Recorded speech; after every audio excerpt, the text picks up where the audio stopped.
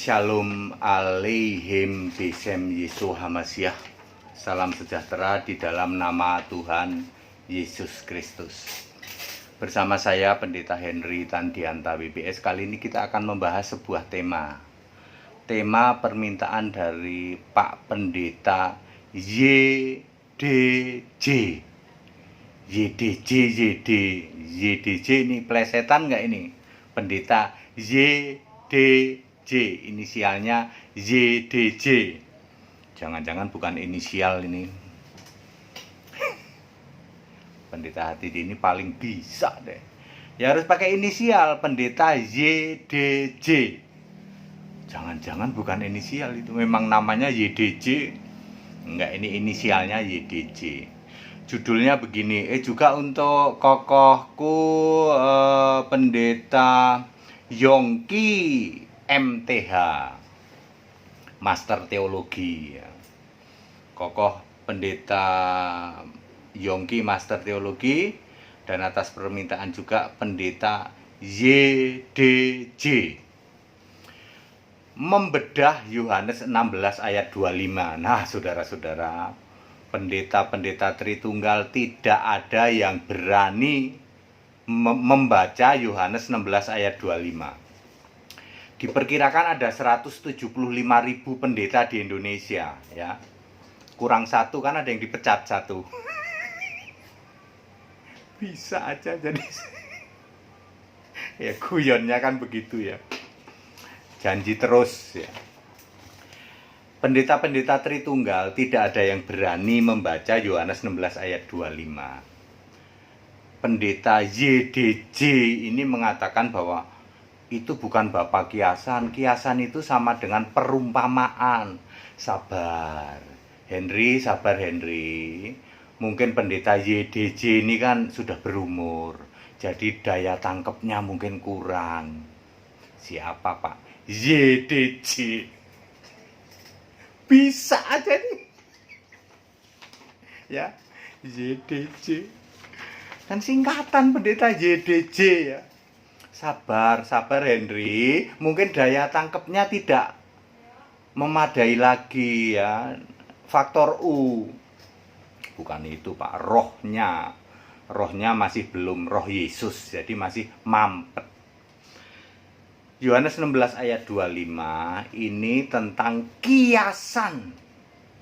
Kiasan itu bukan perumpamaan.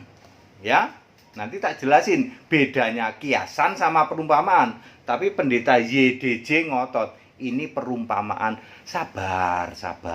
Mungkin daya tangkapnya sudah menurun. Maklum faktor U, jelasin saja. HTD jelasin saja. Yohanes 16 ayat 25. Yohanes pasal 16 ayat 25 dan 26. Ini satu-satunya pendeta dari 175.000 pendeta kurang satu yang dipecat itu, yang mundur itu ya. Hanya satu yang dibuka ayat ini ya. Sekarang sih sudah banyak, mahasiswanya kan udah banyak HTD ya. Ya, tapi diizinkan oleh Yesus. Ini memang sebagai tanda kok. Yesus ngomong ke saya, tanda bahwa aku memakai engkau adalah dibuka ini, Yohanes 16 ayat 25. Satu-satunya ayat dan tidak ada yang lain, plus Wahyu 21 ayat 7. Ya, pendeta sekian ribu ini, ratusan ribu ini nggak ada yang pernah bisa baca Wahyu 21 ayat 7. Yesus ngomong, aku Allah. Dua tanda itu diizinkan oleh Yesus untuk tanda bagimu Henry, bahwa aku mengizinkan dibuka ini. Ya. Iya benar Pak, nggak ada yang pernah ada pendeta yang bahas ini Pak. Bahas Yohanes 16:25 sama Wahyu 21 ayat 7. Kenapa ya Pak? Pendeta jumlahnya ratusan ribu kok nggak ada yang dibuka? Lah itu dia, itu memang dipakai untuk tanda. Tanda oleh Yesus yang saya sembah. Yohanes 16 ayat 25 nanti dan 26 ya. Ayat 25, perhatikan baik-baik, namanya membedah ayat ya, berarti pelan-pelan. Semua ini kukatakan kepadamu dengan kiasan. This thing have I spoken unto you in proverbs. Ya. Akan tiba saatnya aku tidak lagi berkata-kata kepadamu dengan kiasan, tetapi terus terang memberitakan Bapa kepadamu. But I shall show you plainly of the Father. Ya. Ayat 26. Pada hari itu kamu akan berdoa dalam namaku, dan tidak aku katakan kepadamu bahwa aku meminta bagimu kepada Bapa. At that day ye shall ask in my name, ya, ye shall ask in my name, and I say not unto you that I will pray the Father for you, ya. Itu bahasa Inggris, ya. Baik, kita detilin ya. Ada beberapa kata yang kata-kata kunci di sini. Semua ini kukatakan kepadamu dengan kiasan. Kiasan ini in English proverb. Apa bedanya dengan perumpamaan? Perhatikan ya, Bapak Pendeta YDJ, ya. Kalau kiasan itu ada subjeknya, Pak. Kalau perumpamaan itu nggak ada yang ngawur aja. Ada perumpamaan, misalnya perumpamaan ya, perumpamaan saya jadi miliarder, terus saya naik kapal pesiar, ya. Itu kan perumpamaan ya, nggak apa-apa. Perumpamaannya nggak apa-apa perumpamaan. Beda dengan kiasan. Kalau kiasan itu pakai subjek, gitu. Perumpamaan mau bebas, mau apa juga boleh, ya. Ada subjeknya. Siapa subjek yang dijadikan kiasan di dalam Yohanes 16 ayat 25? Subjeknya adalah Bapa. Perhatikan, subjek kiasan di dalam Yohanes 16 ayat 25 adalah Bapa. Lalu kata kunci kedua, jadi kata kunci pertama adalah kiasan, beda dengan perumpamaan. Pak YDJ, kalau Anda nggak paham juga, saya masih sabar. Maklum, faktor U, Pak, mungkin lambat cara nangkepnya. Kedua, tiba saatnya, ya. Ketika tiba saatnya, Yesus tidak lagi memakai kiasan, tetapi terus terang memberitakan tentang subjek. Siapa tadi? Bapa. Ya, pertama tentang kiasan, kedua tiba saatnya. Ketiga, bukti terus terang. Yesus menunjukkan bukti terus terang, ya. Berdoa dalam namaku. Tuh, bukti bahwa saya memberitakan terus terang tentang Bapa. Ini kata Yesus, murid-murid, aku terus terang memberitakan tentang Bapa. Kamu nanti doa dalam namaku. Terus, aku tidak lagi meminta kepada Bapa bagimu.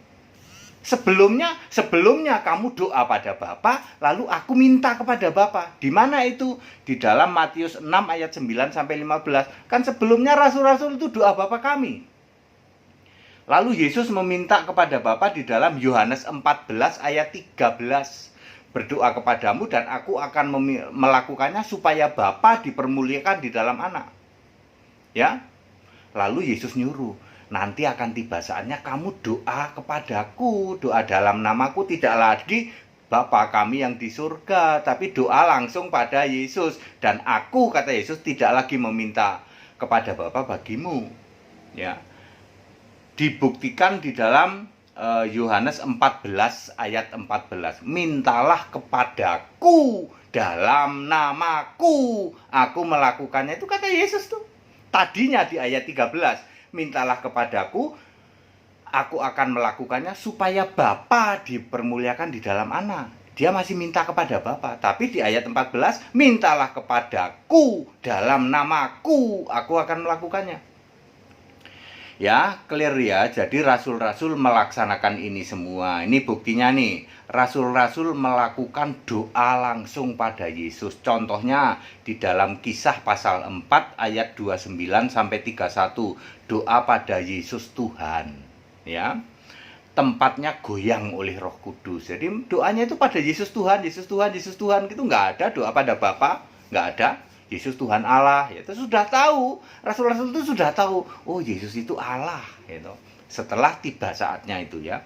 Lalu rasul-rasul ini menyembah Yesus di dalam Kisah 4 ayat 24. Perhatikan, ya Tuhan, Engkaulah yang menjadikan langit, bumi dan segala isinya. Ini siapa ini? Yesus. Kok bisa Yesus? Ini kan linknya Kolose 1 ayat 16 dan Yohanes 1 ayat 3.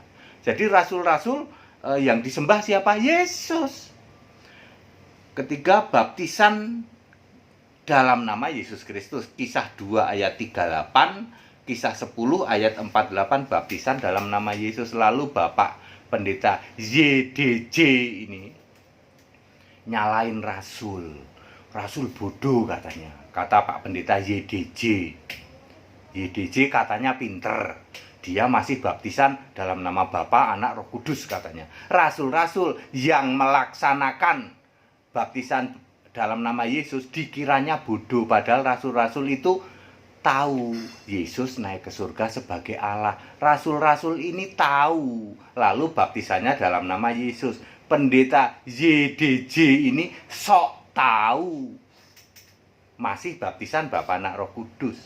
Doanya masih doa Bapa kami, yang disembah masih Bapa.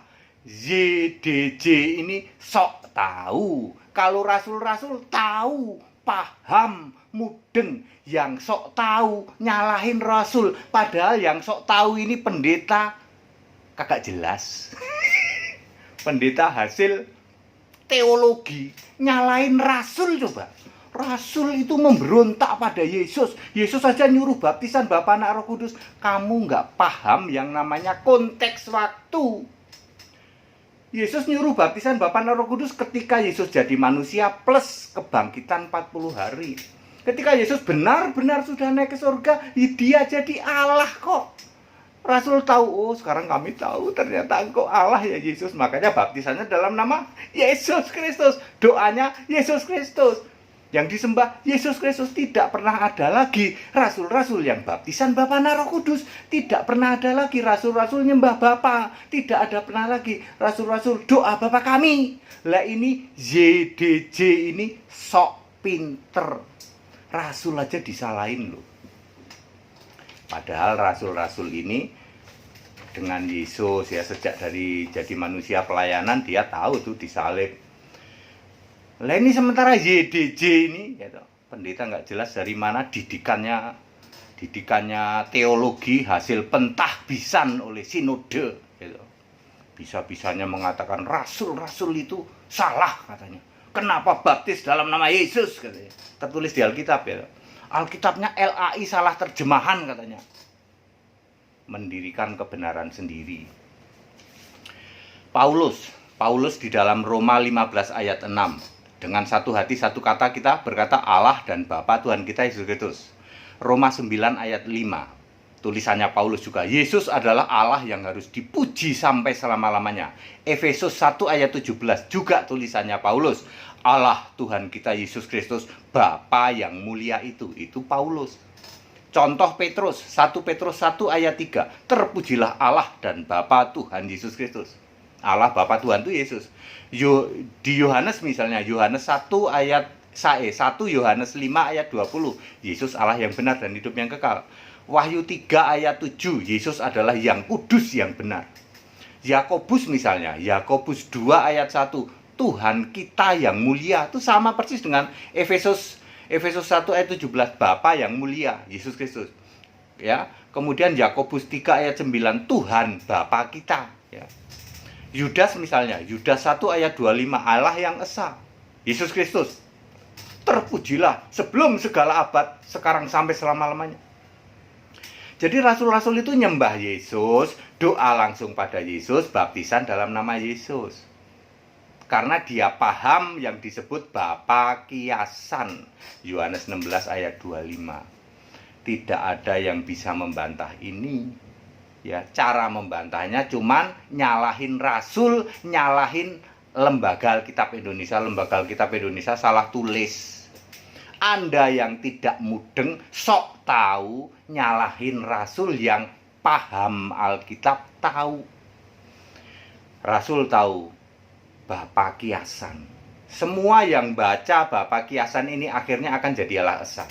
Pendeta-pendeta yang mau mendalami Bapa kiasan pasti jadi Allah Esa, penyembah Yesus Kristus.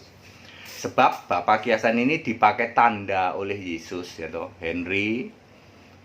Aku membuka pikiranmu mengerti tentang Bapa kiasan. Plus Wahyu 21 ayat 7. Ini saya sedikit buka, nanti ada yang lain juga. Saya bertahap membukanya. Ya, pesan dari Yesus ya, yang saya sembah. sebagai tanda bahwa engkau harus memberitakan tentang Allah Esa. Ya, saya dikasih tanda. Wong buktinya ratusan ribu pendeta nggak ada yang bisa buka. Yohanes 16 ayat 25. Ratusan ribu pendeta nggak ada yang bisa mudeng Wahyu 21 ayat 7. Sehingga masih bingung, Yesus itu Allah apa bukan ya? Ya sudah jelas gitu kok. Wahyu 21 ayat 7. Aku jadi Allahnya. Udah jelas gitu kok. Wahyu 1 ayat 8 Yesus berkata Tuhan Allah. Lah kurang apa? Kok selama ini kami nggak paham? Ya supaya Anda tahu. Ya. Lalu dibukalah Yohanes 16 ayat 25 sebagai tanda. Anda yang berani untuk mempelajari, membuka diri, ya, membedah ayat Yohanes 16 ayat 25, dijamin Anda jadi Allah Esa, penyembah Yesus. Karena ini titik krusial yaitu kekristenan itu Yohanes 16 ayat 25. Ketika ini Anda pahami, lalu Yesus naik ke surga, maka terjadi titik balik. Yang tadinya Yesus itu manusia fisik, sekarang menjadi roh di surga. Ya, yang disembah ya di Yesus. Yang maha kuasa siapa? Yesus, nggak ada Bapa. Jadi Bapa di surga nggak ada. Kalau Anda paham Bapa kiasan, maka Anda akan very clear nih dibuka nih. Oh, berarti nggak ada Bapa di surga, betul. Ya, Anda akan clear ini. Tapi kalau Anda tidak paham ya nggak bisa. Anda menolak udah Yohanes 11 ayat 25. Aduh. Dibuang aja lah, disobek, ditip X. Ya. Pak Pendeta YDJ dan Koh Yongki ya. Pendeta kokohku Yongki Master Teologi. Kalau Pak YDJ dan Koh Yongki mau membedah Yohanes 16 ayat 25 dan mau mendengarkan sampai selesai yang saya khotbahkan ini, maka dijamin Anda akan jadi Allah Esa, penyembah Yesus Allah yang benar, menolak nyembah Bapa. Very clear toh, karena Anda paham, oh Bapa itu kiasan. Iya ya Pak ya, Bapa kiasan, jadi Allah yang benar siapa? Yesus. 1 Yohanes 5 ayat 20, Wahyu 3 ayat 7, Yesus itu yang benar ya. Padat, singkat, dan clear. Saudara, demi kemurahan Allah, ayo pahami Bapa kiasan ya. Tidak usah dengan marah-marah ya. Tritunggal sudah finish gitu. Tritunggal tidak alkitabiah. Yang mau ikut sekolah tinggal kitab silahkan. Segala hormat kemuliaan untuk Yesus Allah yang benar, Allah segala masa sebelum segala abad, sekarang sampai selama-lamanya. Tetap bersama saya Pendeta Hendy Tandianta BPS. Haleluya, amin.